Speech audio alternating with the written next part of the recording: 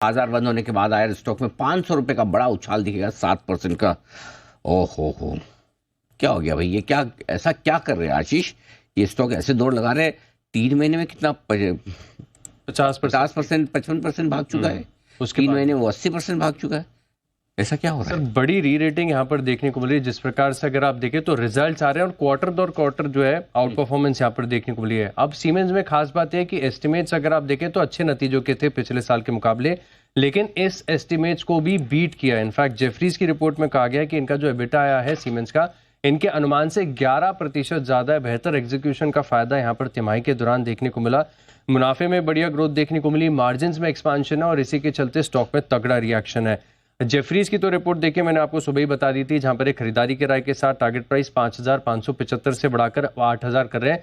लेकिन इसके अलावा अगर आप देखें तो बाकी के जितने भी डोमेस्टिक ब्रोकरेज हाउस हैं सबने इसके टारगेट प्राइस को इंक्रीज किया है। आईएफएल को देखें, एक्सिस डायरेक्ट है, एचडीएफसी, नोवामा, मोतीलाल ओसवाल, सब में अगर आप देखें तो मोतीलाल ओसवाल की तरफ से भी खरीदारी के राय के साथ टारगेट प्राइस बढ़ाकर अब 7,800 रुपए का कर दिया गया है। लेकिन एक और कैटलिस्ट और ट्रिगर ये भी है स्टॉक में, अगर आप देखें तो जो इनका एनर्जी कारोबार का डीमर्जर होना है, इसको लेकर भी अगर आप देखें तो बाजार उत्साहित नजर आ रहा है। क्योंकि टोटल टर्नओवर में, जो कंपनी का टोटल टर्नओवर है, इसमें एनर्जी कारोबार का 34% योगदान है। 5,987 करोड़ के आसपास की आय है। और अगर आपके पास सीमेंस का एक स्टॉक है तो आपको आगे जाकर एनर्जी कारोबार का एक स्टॉक मिलेगा, जो कि लिस्टिंग 2025 तक पूरे होने की संभावना है। और इसी के चलते अगर आप देखें तो स्टॉक में तगड़ा एक्शन है। बड़े रनअप के बाद आज भी अच्छे नतीजों के चलते स्टॉक में तेजी आई।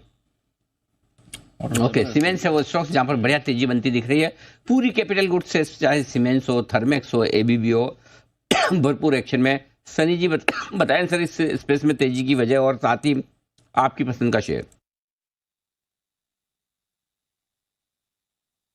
Anil ji, I think outperformance का कारण यही है कि जिस तरह से नतीजे आ रहे हैं स्ट्रीट एस्टिमेट के ऊपर ही है, और जिस तरह से ऑर्डर बुक और आउटलुक जो दिया जा रहा है कि इंडिया में जिस तरह से कैपेक्स होगा ऑन मेक इन इंडिया, जो पूरी थीम है, whether it is on power side, digital side, data centre, electric vehicle, मुझे लगता है कि इसका क्लियर कट बेनिफिशियरी पूरा एंटायर कैपिटल गुड सेक्टर रहेगा। और इसी के चलते मुझे लगता है कि स्ट्रीट रिवॉर्ड भी कर रहा है। और जिस तरह से हमने डिस्कस किया, मुझे लगता है कि थोड़ा रिस्क रिवॉर्ड अगर फेवरेबल तरह से देखना है तो एक प्राज इंडस्ट्रीज जो है, मुझे हमें अच्छा लगता है।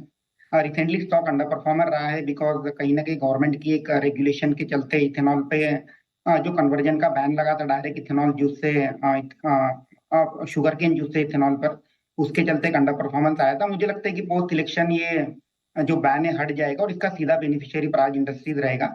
इसके अलावा त्रिवेणी इंजीनियरिंग और इलेक्ट्रॉन इंजीनियरिंग है, जो कि एक mid size cap goods company है, उसमें भी हमें सीधा सीधा बेनिफिट आते हुए दिखेगा। ये है आपके लिए राय। इस बीच चाहिए